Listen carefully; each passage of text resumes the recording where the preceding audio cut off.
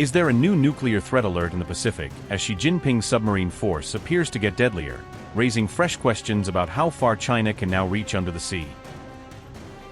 Is Donald Trump quietly panicking as China's latest missile test seems to put Guam and even Hawaii at greater risk, signaling that U.S. bases may no longer be out of range? Is Beijing now openly showing off a submarine-launched missile that could reach key U.S. bases, using a single test to warn Washington what might happen in a Taiwan war? Is Xi Jinping building a Taiwan war shield beneath the Pacific, relying on hidden nuclear submarines so China can keep striking back even if a conflict turns nuclear? Amid soaring tensions over Taiwan, China's latest submarine missile test has sparked fears that Guam could now sit squarely in Beijing's nuclear crosshairs. On July 6, China carried out a high-profile missile test designed to highlight its growing sea-based nuclear deterrent and its reach across the Pacific. The missile was fired from a Type 094 nuclear ballistic missile submarine into the southern Pacific, demonstrating that Beijing can launch from far beyond its coastal waters. Chinese officials used the test to assess command and control over their sea-based nuclear forces, checking whether orders and data can flow smoothly in real time. The missile is believed to have been a JL-3, reportedly capable of flying around 10,000 kilometers, a range that brings multiple U.S. territories into theoretical reach.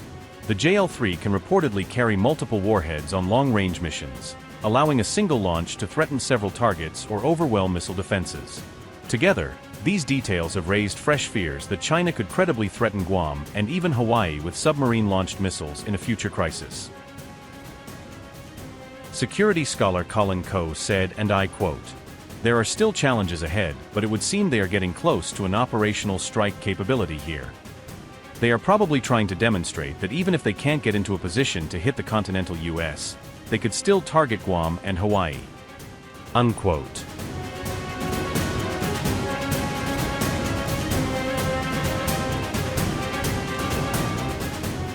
The Type 094 submarine sits at the heart of China's second strike nuclear strategy, giving Beijing a way to hit back even if its land missiles are destroyed.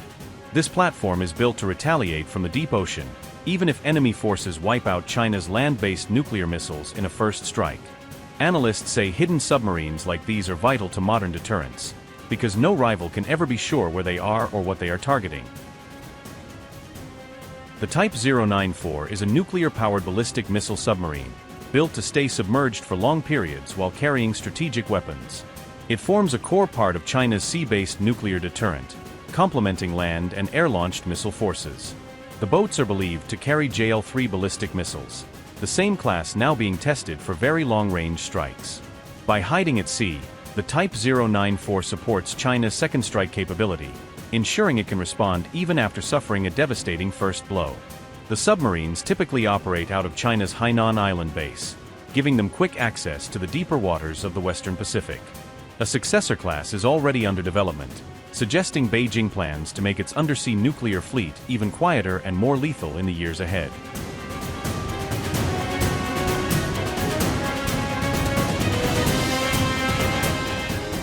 China's submarine missile test has sent what analysts describe as a strategic signal to the United States and its Asia-Pacific rivals. Analysts said the launch appeared to be aimed more at deterrence than at testing a new generation of missile technology. The test publicly showcased China's sea-based nuclear deterrent for the first time since a similar launch in 1982. Type 094 Jin-class submarine. Class: a nuclear-powered ballistic missile submarine, SSBN, built to provide China with a continuous sea-based nuclear strike capability.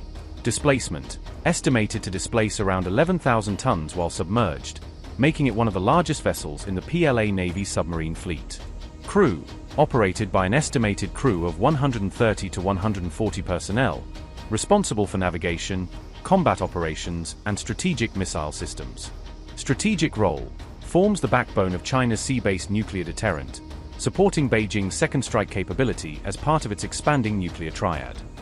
Estimated range: more than 10,000 kilometers, giving the missile the reach to engage targets across intercontinental distances. Mission: designed to carry out long-range intercontinental nuclear strike missions as a key component of China's sea-based nuclear deterrent.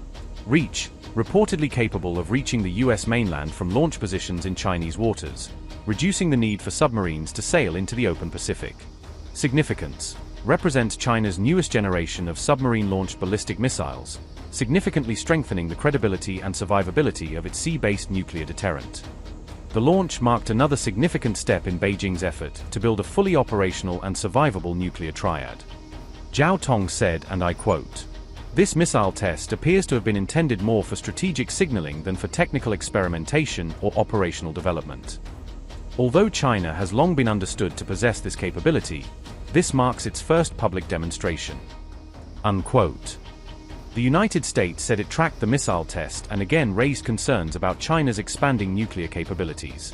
Washington described China's rapid and opaque expansion of its nuclear forces as an issue of growing global concern. China's nuclear triad.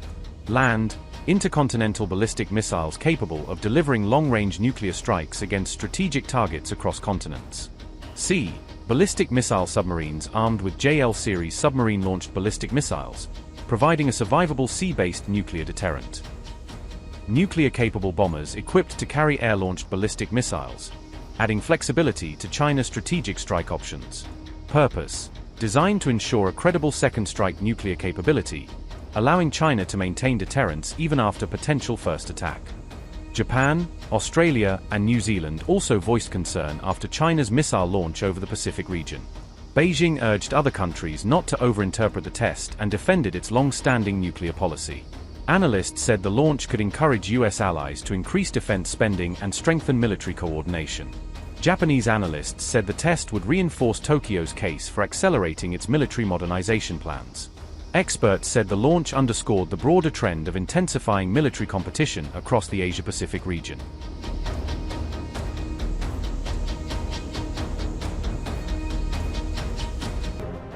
Fresh details emerged after China on July 6 launched a ballistic missile in the Pacific, with new reporting piecing together timelines, trajectories, and official statements that shed light on the exercise's scope and implications.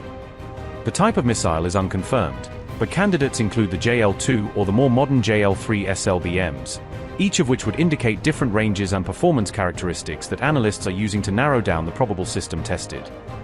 Only China's Type 094 nuclear ballistic submarines can carry such missiles at present, meaning the launch, if from an SLBM, likely involved one of the country's operational Jin-class boats rather than a yet-to-enter service platform.